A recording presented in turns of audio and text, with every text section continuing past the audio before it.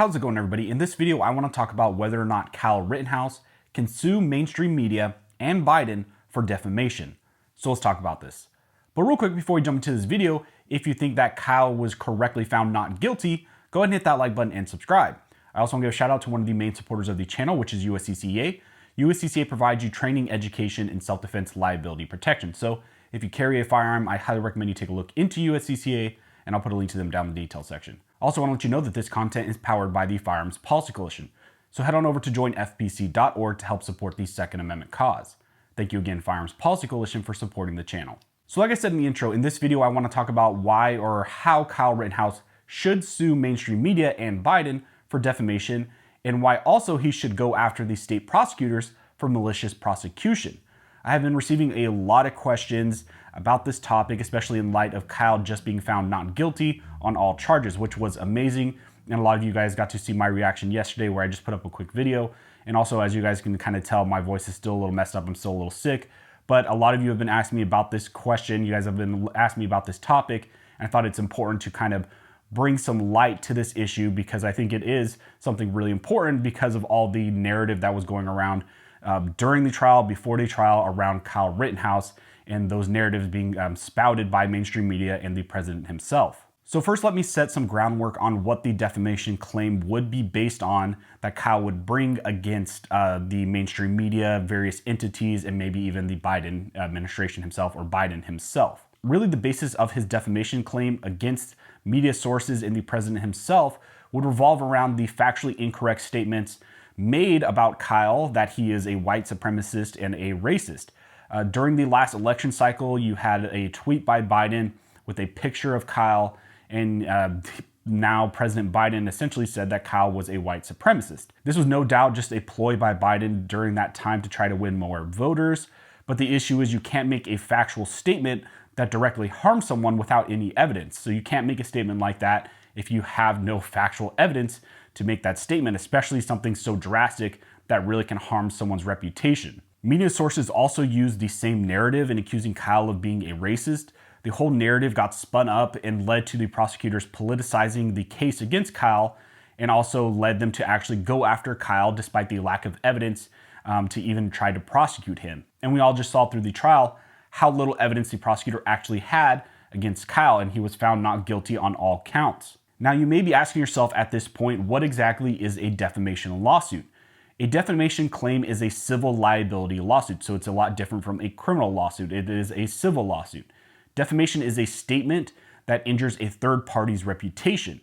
The tort of defamation includes both libel, which are written statements, and slander, which are spoken statements.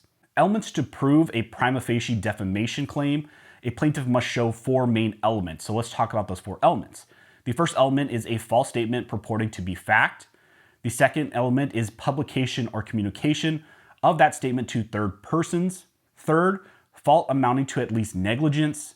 And four, damages or some harm caused to the person who is the subject of the statement. So here against Kyle, there were both written and spoken statements by the media and the president. So Kyle could easily bring a defamation claim for both libel and slander against all of them. Kyle's claim would also meet all the elements for a prima facie defamation claim.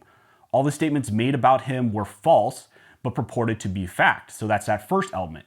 Kyle was not a racist. There was zero evidence at the time or ever pointed to during the trial that even hinted at that fact. But the individuals on the left ran with that narrative, and there's just no support for that whatsoever. Second, those statements were made to third persons. Actually, they were made on mainstream media sources and disseminated to hundreds of thousands of people across the US. Third, these statements were also made in clear negligence because to make a factual statement without a single grain of evidence to support that claim is clear negligence. And the fourth element, Kyle has clearly suffered harm. At least half the country is still touting him as a racist because of the media statements.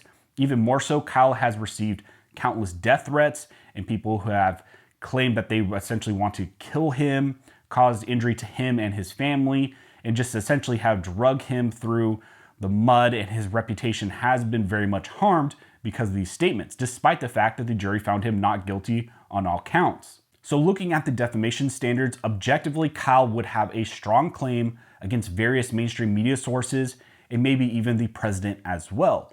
Ultimately, it's up to Kyle if he would want to do something like that, because no doubt it would thrust him back into the public's eye again. But I think he will, and various representatives of his family have hinted that they will engage in some sort of civil lawsuits against various media sources and maybe even the president. Another lawsuit outside of defamation that I could see Kyle and his representatives bringing is for malicious prosecution against the state. As was brought to light during the Rittenhouse trial, prosecutors Binger and Kraus really had no evidence whatsoever to support their claims against Kyle that he did not act in self-defense. During the trial, the prosecutors also turned to violating various rules of evidence and even engaged in violating Kyle's constitutional rights, like his Fifth Amendment right to remain silent. So they were not only malicious in bringing the claim against him, but even during the trial itself, they engaged in malicious actions against Kyle. Because of the clearly political motivated actions of the prosecutors, Kyle could likely file some sort of malicious prosecution claim against them. A malicious prosecution lawsuit is the result of a filing of a lawsuit for an improper purpose and without grounds or probable cause. To remedy an act of malicious prosecution, an alleged victim files a tort claim by the same name. So to file this lawsuit, Kyle would allege that the state prosecutors filed a lawsuit for an improper purpose, i.e. that it was purely politically motivated and that there was no grounds or evidence to support the lawsuit. That fact could easily be pointed to by the jury finding Kyle not guilty on all counts. Beyond just the malicious prosecution claims, the prosecutors Kraus and Binger may also face disbarment and disciplinary actions because of their misconduct during the trials. There were multiple times during the trial, like I mentioned, that the prosecutors clearly violated Kyle's constitutional rights.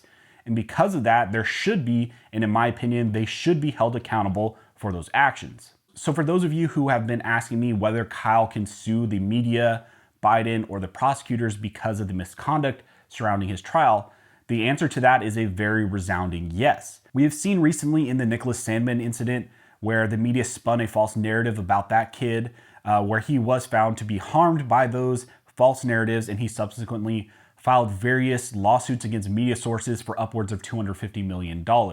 Now, some of those lawsuits were settled outside of the court for undisclosed amounts, and I could easily see Kyle doing a similar thing, filing various lawsuits for various amounts against a lot of different media sources. So ultimately, I'm just happy that Kyle is free, but if he wants, I think there is a hefty bag of cash out there for him to pursue if he thinks that he was wronged in some way by the media and maybe even the president.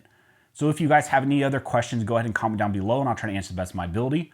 Also, if you like this video and like support the channel, one of the best ways to do that is to like, comment, and subscribe. All those things help to fuel the algorithm or fuel Al Gore's rhythm. It adds fuel to his jet and it signals to YouTube that you guys see value in these videos in this type of two-way news. So thank you so much to everybody who's liked, commented, subscribed, who's hit the notification bell. You guys are directly impacting this channel, impacting these videos, and helping it to reach more people than ever.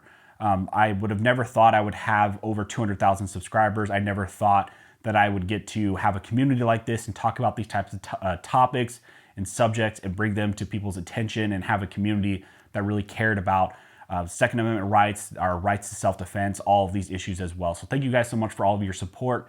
If you don't have a comment in mind, just comment down below that you're commenting to fuel the algorithm, and that really does help the channel. So as always, thank you all for watching. Don't forget to like and subscribe, and never forget this is with Built by Armed Scholars and stationally maintained by Armed Scholars.